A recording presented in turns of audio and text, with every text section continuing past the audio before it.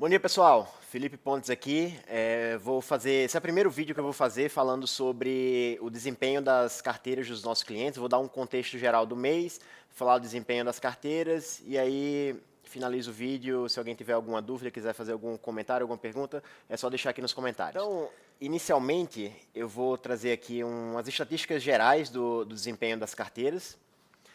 Nesse mês aqui de agosto, nós tivemos um retorno médio dos clientes de 5,09% no mês, fazendo uma média ponderada com relação ao tamanho do patrimônio de cada cliente, nós temos uma média ponderada de 3,39% e uma mediana de 2,76%. Então, isso quer dizer que, na média, em geral, nossos clientes ganharam 5% no mês, mas na mediana, ali pegando o centro da distribuição da rentabilidade dos clientes, nós tivemos 2,76%.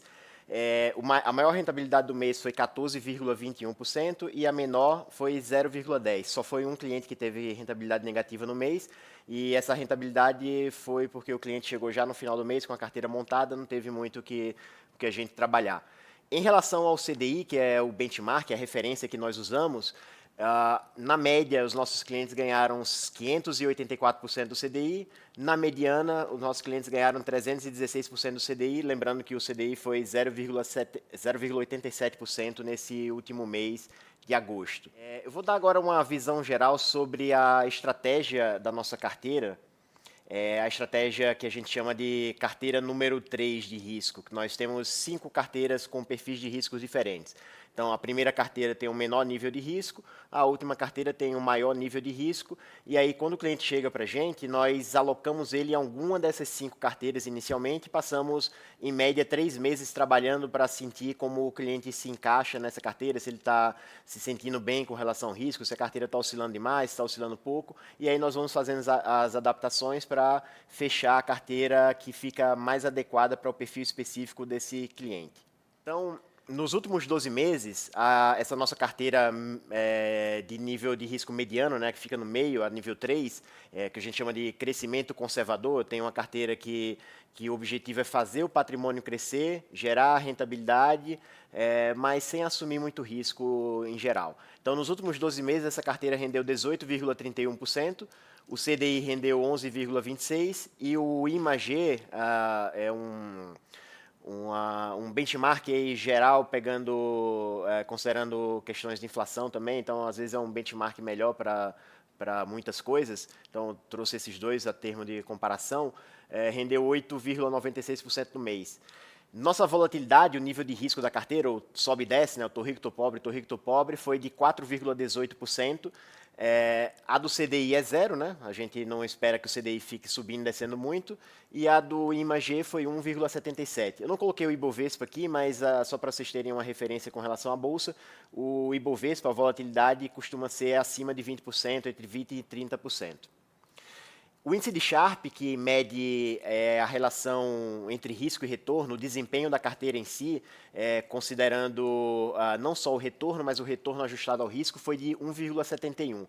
A referência geral do índice de Sharpe é 1. Então, quanto maior do que 1, melhor. Quanto menor do que 1, pior. Se for negativo, quer dizer que você não conseguiu compensar nem a taxa livre de risco. Nem se você tivesse assumido risco zero, você conseguiu compensar. Para ter uma referência também com alguém muito conhecido, o índice de Sharpe de Warren Buffett, na média histórica dele, desde o início até os tempos modernos, é em torno de 0,75, 0,77, alguma coisa em torno de 0,7, 0,8.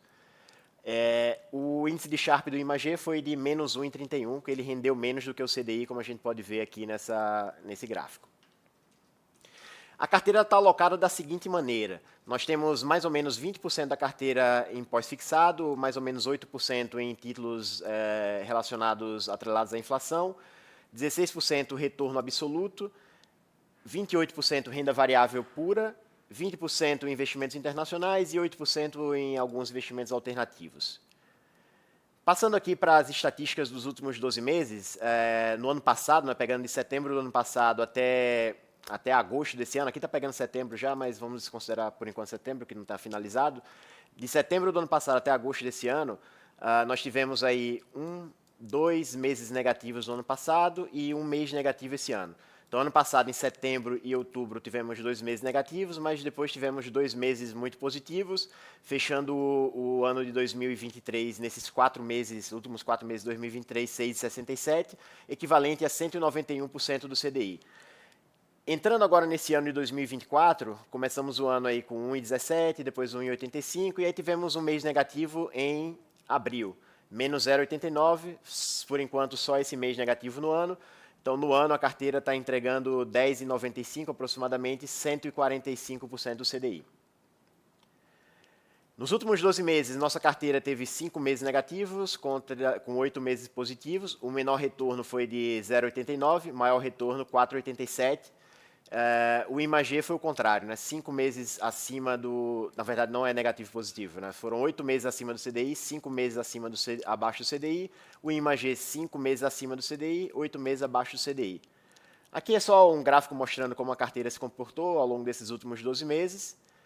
E aqui, para finalizar, nós temos uma atribuição de performance por classe de ativo, né? Então, desses 18,31% de retorno que nós tivemos nos últimos 12 meses, 0,65 veio de inflação, 0 em renda fixa, né? 0,2 é inflação fundos de investimento, 1,14 renda fixa pós-fixada, mais 1,14 em renda fixa pós-fixada em fundos de investimento, retorno absoluto 2,44, renda variável ações 2,37, renda variável fundos de investimento 2,11, internacional ações 4,16, internacional fundos de investimento 3,61 e investimentos alternativos 0,49. Então, essas aqui são as estatísticas gerais que nós tivemos nesses últimos 12 meses.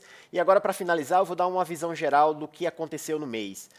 O que é que gerou esse retorno, o que é que influenciou esse retorno nos últimos 12 meses, quer dizer, no mês de agosto de 2024? Nós tivemos uma forte recuperação do mercado brasileiro de ações, e a Bolsa, né, subiu 6,65, o Ibovespa subiu 6,65 no mês. Nós tivemos também um mês de agosto iniciando com uma forte volatilidade no mercado internacional, especialmente por aquela questão que aconteceu no Japão, né?